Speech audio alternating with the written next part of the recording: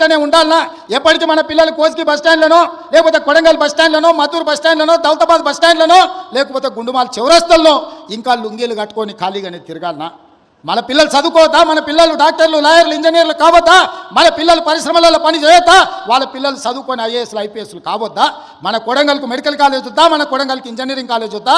మన కొడంగల్కు polytechnic college వద్దా? మన కొడంగల్కు డిగ్రీ కాలేజ్ వద్దా? ప్రతి మండలానికి జూనియర్ కాలేజ్ వద్దా? మన పిల్లలు చదువుకోవడానికి విద్యాలయాలు కొడంగల్లో ఉండాలనా లేదా ఆలోచన చేయండి.